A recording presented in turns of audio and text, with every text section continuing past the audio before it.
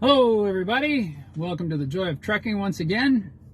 I'm Kevin, OTR solo driver for Werner Enterprises, and today's topic was suggested by one of our subscribers, new to the industry. They're wondering what to expect when they arrive at a shipper. So let's talk about that, and remember, you want to hit that subscribe button and hit the notification bell so you can keep up with us and see when we get a new video. So let's get into this story now. If you are assigned to pick up a load, you will go to the shipper, and hopefully you've done your homework. You've read all the information there is on the tablet and recorded it in your own notebook. And keep that on you. Keep it in your pocket or whatever, and bring along a pen. When you walk into the shipping office, they might ask what your trailer is, your pickup number, your appointment number, the destination of your load, all these things they use to identify that load and make sure you get the right load. So have that information with you. Also, you did your homework and you looked on Google Maps at the satellite view and you saw the approaches, where the entrance is, maybe where the guard shack is. So you're not going to make a wrong turn and wind up in the employee parking lot with a 53-foot trailer. You can't back out of there. Wear your safety vest and your safety shoes. Don't go in there with flip-flops and your head up your butt. Bring a pen. When you arrive at the shipper, sometimes there's a guardhouse or a gate, Sometimes there's no guardhouse but a gate, and you might have an intercom. You press a button and they'll tell you which way to go and they'll open the gate. Sometimes there's neither. It's just a big building and a parking lot, and you have to find the shipping office. And you're going to look for signs that say shipping office or traffic or truck entrance. So keep your eyes open when you get there. And if you pull up to a guard shack, set your parking brake and shut your engine off and open your window, and then you can hear what your instructions are. You can talk to the guard without the noise of your engine. Also, your engine's going to raise a lot of dust, and the guard doesn't appreciate a face full of dust standing next to a semi. Also, you're going to look at your tablet and you're going to go off driving so you don't use up your driving clock at the shipper. So you're going to hit the green button in the top right corner and the menu will come up. You go to the bottom of the menu, it says yard move, which means you're in a yard for a shipper or a consignee or whatever. You press that button and say you're at the shipper, and that way you save your driving clock for when you've got the load and you're trying to move down the highway.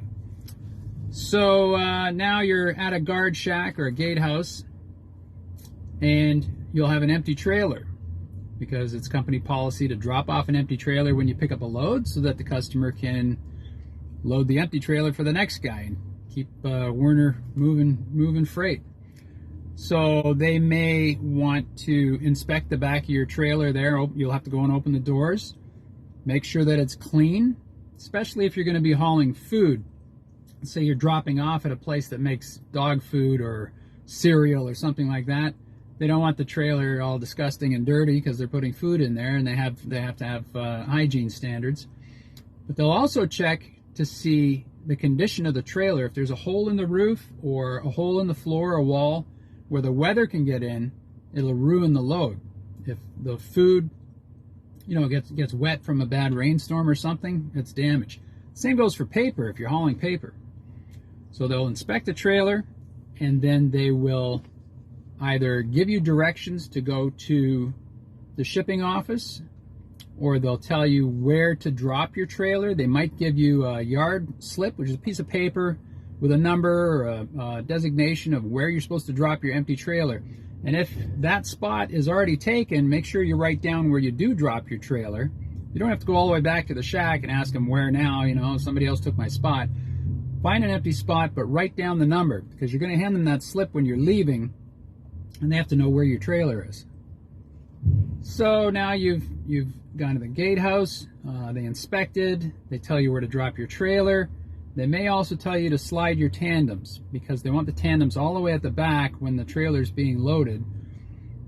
If you do slide your tandems at the gate, make sure you remember that when you're backing the trailer into a slot. Now your turning radius is different. With your tandems forward, the trailer turns faster, right? Tandems all the way back, it's going to be a little harder to get it into that slot, so make sure you have lots of room. All right. Now you've dropped your trailer. You mark the slot where you put it on their piece of paper. Make sure you're using your four-way flashers when you're driving through a yard, and make sure that your speed is less than what they posted. A lot of places will say 10 miles per hour. Don't go more than 10 miles per hour. They'll get very upset. And it's a dangerous area. That's why you got the safety vest you're going to wear. Usually there are yard trucks zipping all over the place like crazy, moving trailers around. Those guys move fast. They work fast. So watch out for them. Be careful. They're also your friends. If you're lost, you can't find where you're dropping your trailer, you can't find the shipping office, wave them down, ask them questions. They're always glad to help you out.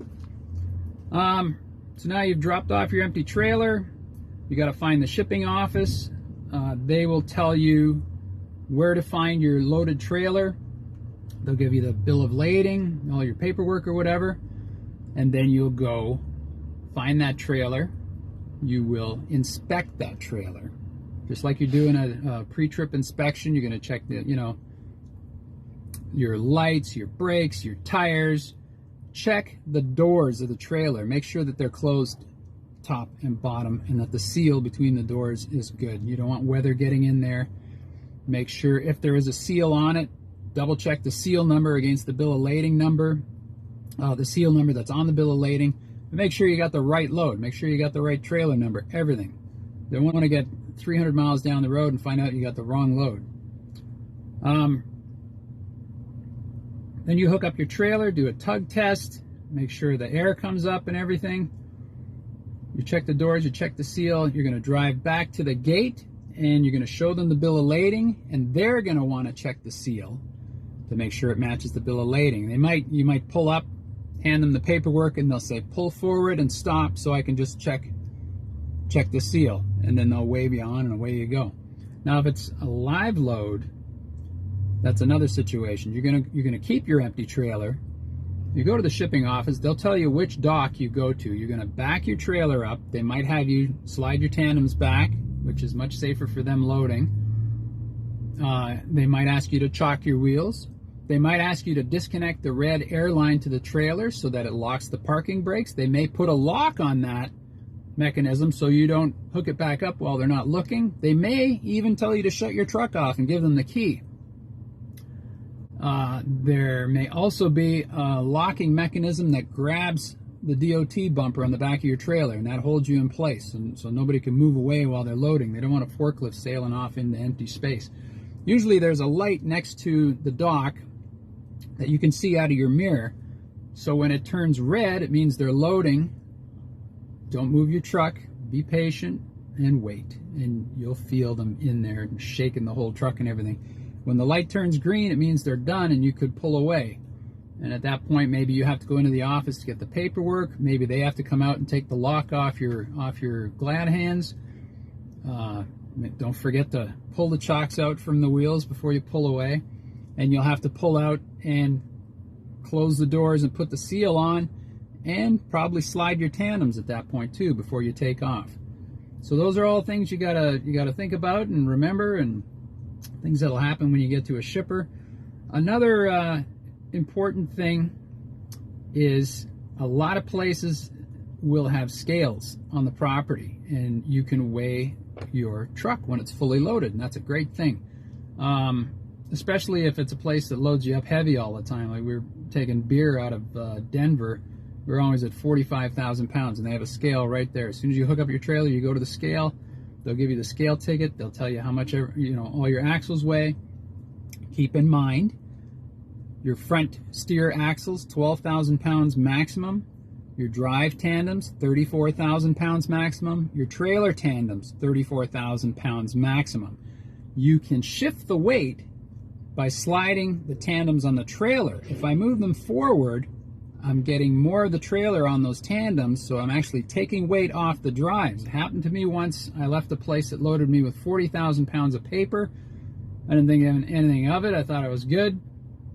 I got to the DOT scales down the road an hour, and I was almost 2,000 pounds over on my drive axles, my drive tandems, and I had already shifted my trailer tandems all the way forward. That means the customer had put most of the weight at the front of the trailer. No amount of sliding tandems or fifth wheels or anything else is going to change that. The only solution was to unload the trailer and reload it. And so I wound up getting a fine in that situation. So if you have the opportunity to scale, especially if the load is more than 30,000 pounds, do so. And remember those numbers, 34,000 pounds for each of the tandems. Also, I have a gauge on the dashboard of the Kenworth that tells me the suspension load on my drive tandems. And if I see that that is over the 50, I know I'm loaded up pretty heavy on the drives, and I can either shift the tandems to try and reduce that, or get the customer to rework the load. I can tell right away. And I learned that from that one incident, that I have to keep an eye on that. So that's about all I have to say about what to expect at a shipper, and I hope that was helpful. I remember what it was like starting out in the industry myself. You got a lot of curiosity about things, and a lot of concerns, and you're going to learn on the road. Just, you know, keep your open mind and stay alert, and don't be afraid to ask questions. So I hope this video was helpful in some way, and maybe set your mind at ease a bit. Again, give us that thumbs up if you like what you see, and comments down below. I'd like to hear from y'all too. And hit that subscribe button. Yeah. Okay. That's it for today. Thank you very much. Talk to you again soon.